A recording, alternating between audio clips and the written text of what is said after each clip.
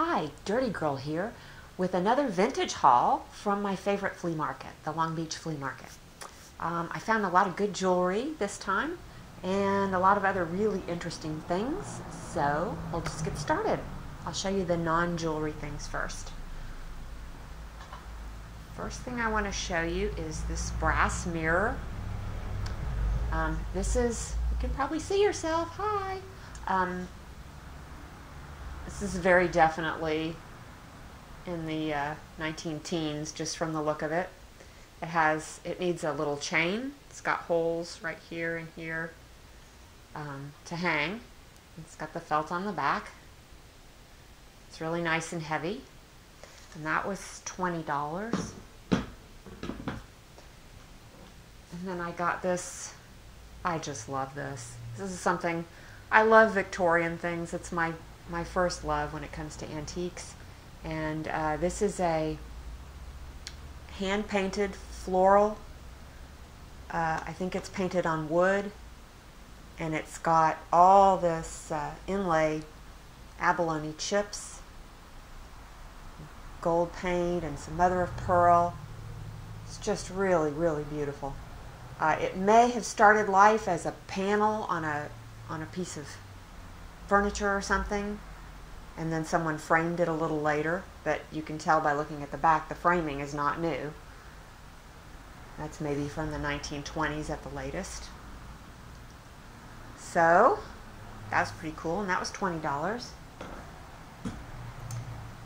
Then I got this book on California flowers, native plants, and it's got all these really pretty pictures and descriptions of flowers.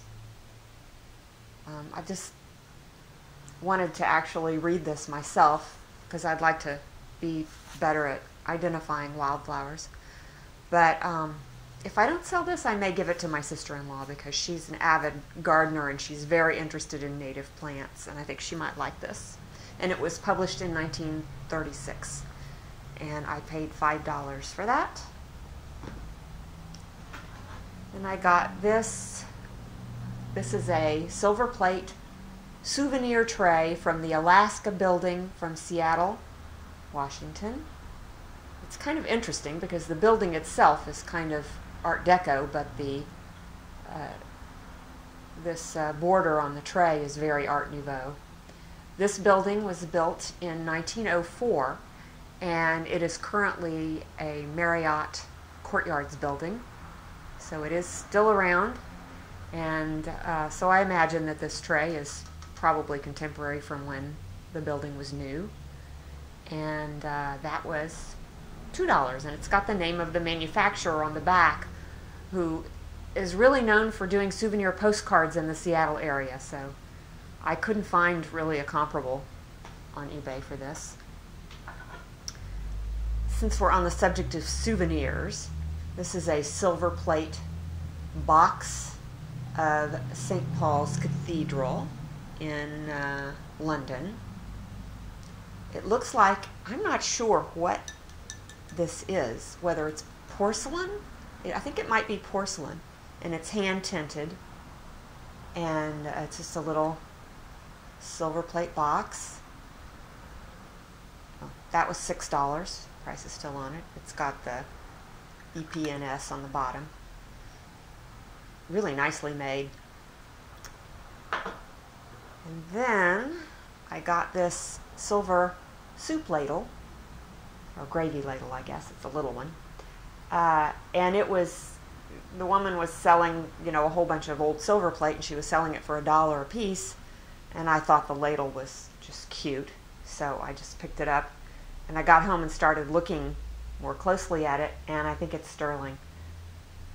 I started shining it up just a little bit to see, and I'm pretty sure that it's a sterling piece, so that's a good deal. And I got these adorable little birdie salt and pepper shakers. One is silver plate and one is brass. And this is really neat how they open and close.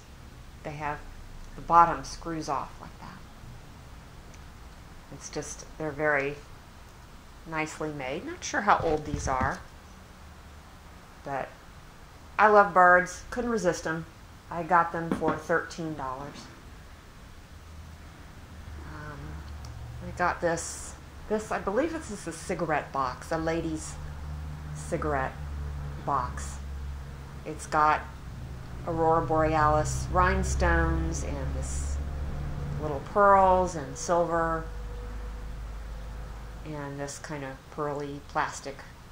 And the box is brass. Since it has Aurora Borealis rhinestones, I know it's made after I think 1955 is when those were invented, so I'd say this is late 50s, early 60s. This is really cute. I love boxes.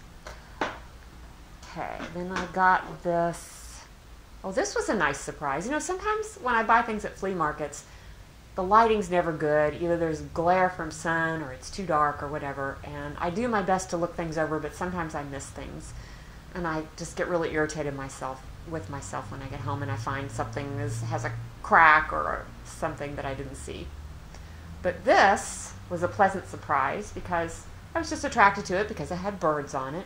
And the woman said, oh gosh, I've looked all over that and I can't find a mark, but I think it's from Norway, and she sold it for $5. And I said, okay, because I love the birds and it looks like a nicely made piece, I'll buy it. Got home and started looking at it, and it does have a mark on it. It has a sterling mark. And yes, I think it was made in Norway. And this white enamel with the texture on it is called guilloche.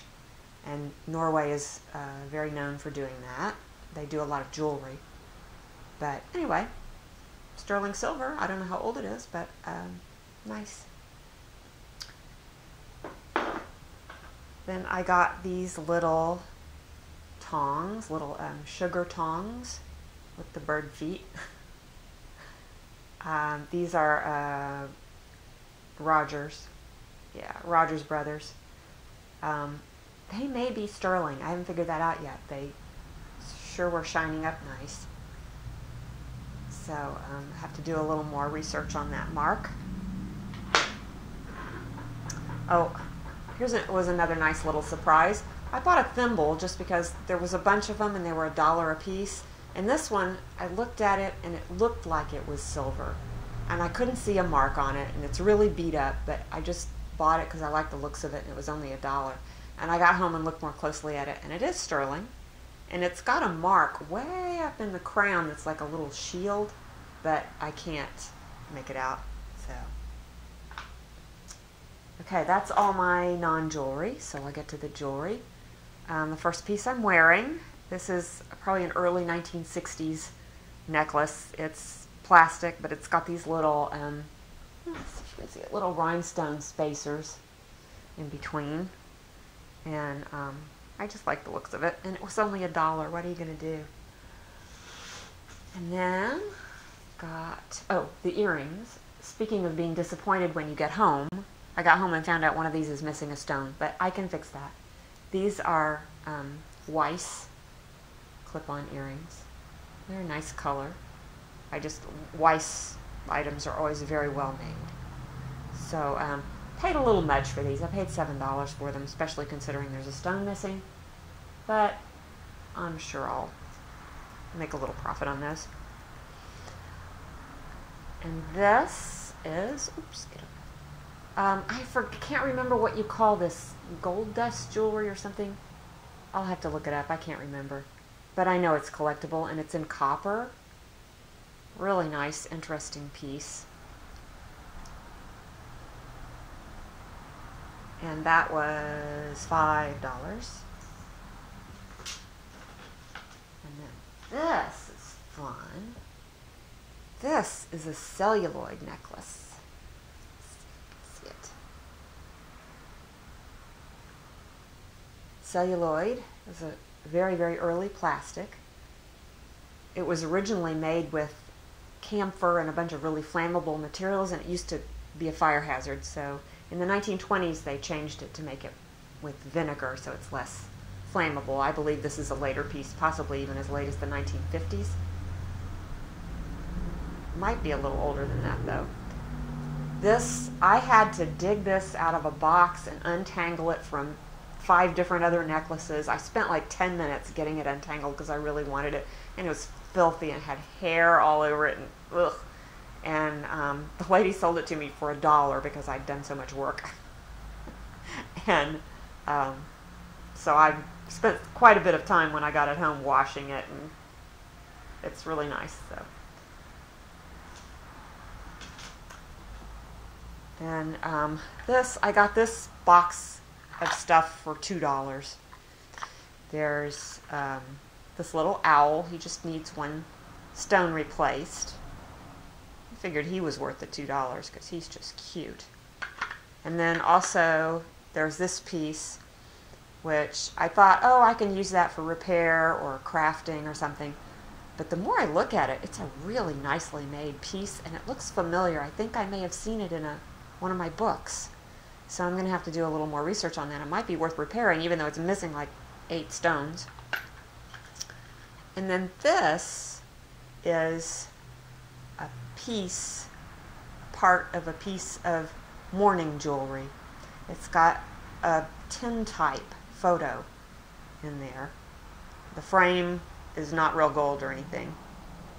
But I thought, golly, that's this poor guy, you know, it's a tintype. It's probably the only photo of this man that exists, and he's been forgotten. So I'm going to find something to do with him. I don't know what. Let's see. Now this is not a very old piece. I think this is probably 1980s. But I just thought it was beautiful. I love the colors, and it's got these little beads that are made with abalone chips. And, you know, it's in nice condition. I don't know if I'll sell that or just wear it, because I just think it's so pretty. This blue and green rhinestones, nicely made. And it's weird, it has a hang tag on it, but the hang tag has nothing written on it. So I don't know what that means. But,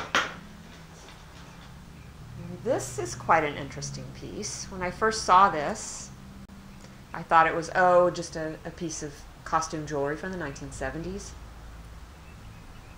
It's got this horse on it, and it's, of course, got a couple of missing stones. So this was in the $2 table. But I started looking a little more closely at it, and it's got, this is a very old style of safety clasp, like really old. And I started shining this up with my silver cloth, and it was tarnished, and it shines up like silver. So I think it's at the very least silver plate, and it might, I will just die if it's silver because it's really heavy. But I'm going to have to test it just to be sure it's not. But I thought just, you know, for $2, it's a really pretty piece. So I got a kick out of that. What am I forgetting here? Oh. This is an unmarked, just a nice, huge rhinestone pen. Came attached to this really old piece of cardboard. So, kind of gives you an idea of its age. I'd say probably 1950s. No stones missing or anything. It's a really nice piece. Just needs cleaning. This is a Coro, old Coro, pre-1955 crown brooch. That's nice. Doesn't have any stones missing. Has a little wear on the pearls, but I like the detailing. Really pretty. Coro did such beautiful work. And this is another signed piece. This is Pelle, P-E-L-L, which is not something I'm real familiar with, but obviously they did nice work. It's got a couple of stones missing, but I know I have some of these size and shape stones, so from another old piece. So yeah, that's a nice one. Oh, wait, I know there's one thing I haven't shown you. Yes, this. This was another little happy surprise. This is a little folding knife. It's got like this sharp fingernail cleaner type thing on one side and a knife on the other side. It's really dirty and worn, but I just thought it looked old and it was cute, and it was on a necklace, and it was only $6, and I thought, oh, well, I'll just get that because I seem to do well with knives. And I got home and started looking at it, and it's marked Sheffield, USA, and it's marked sterling. So, happy. I don't know that the chain is sterling, but this little thing that it's attached to is what's marked. And I started shining it a little bit, and yes, indeed, it's shining up, so I'll have to see if I can just clean it up a little bit more, make it pretty. And that was $6. And I do believe that is all I have for you today. Thanks a lot. I appreciate you watching. If you watched all the way through to the end, please like and subscribe and share. And let's see, most of these things will be for sale at my Etsy store, which is vintagedazzle.etsy.com. I will write it in the description, and I'll put it here. A few things may be on eBay, which my ID on eBay is Cara Lennox. And that is all I have to tell you. Thanks. Have a good day. Bye.